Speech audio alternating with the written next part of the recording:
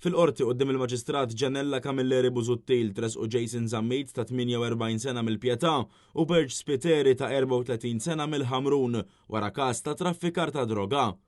Il-pulizija sabet żewġ tirġiel flimkien ma' 3 nisa u minn tfittxija li saret fl-appartament instabu numru ta' ratas b'sustanza suspettata droga, kokaina u eroina lesti biex jinbijaw flimkien ma' oġġetti oħra relatati ma' traffikar. It-tfittxijiet komplew bil-pulizija ssib ukoll borza b'madwar 50 gramma sustanza suspettata droga kokaina flimkien ma' flus kontanti f'sejf. Spiter instab li kellu fil-possess tiegħu iċ-ċavetta tas-sejf li fih kien hemm id-droga u l-flus.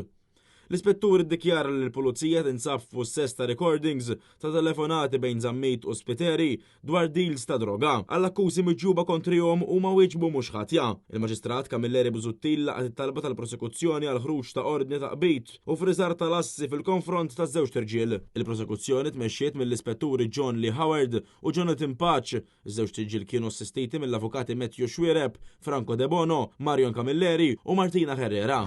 Franċiż ta' 29 sena ammetta li żraq kollana u brazzoletta ta' deb minn ħanut tal-ġojellerija f'Taslima għax ma sabx xogħol f'Malta. Issa żugħ stqar li ma sabx xogħol u spiċċa bla saqaf fuq rasu b'riżultat li spiċċa mar jisraq. Il-Franċiż ser jinżamm arrestat. Il-prosekuzzjoni tmexxiet mill-ispetturi Michael Vella u Stephen Gulija. L-akkużat kien assistit mill-avukat tal-għajnuna legali Ingrid Zammit Young. Raġel ta' 47 sena mis-Siġġiewi għandu jingħata sentenza fil-futur qarib wara li ammetta li għeddet li ser ikisser tazza fuq is-sieħba tiegħu minħabba li diversi rġiel kienu qed jagħtuha ħafna attenzjoni waqt btala f'Sardenja. L-imputat tressaq quddiem il-Maġistrat Abigail Chrétien il-ħamis fuq akkużi li kkawża biża' fuq il-mara tiegħu filwaqt li kien akkużat ukoll b'użu ħażin ta' tamir elettroniku. Ir-raġel hu mifhum li għeddet li jkisser tazza fuq il-mara wara li grupp ta' irġiel bdew jagħtuha wisq attenzjoni. Il-mara kienet issospendiet il-vakanza tagħha u ġiet lura Malta l-għada bir-raġel jiġi arrestat mir-ritorn tiegħu ftit jiem wara.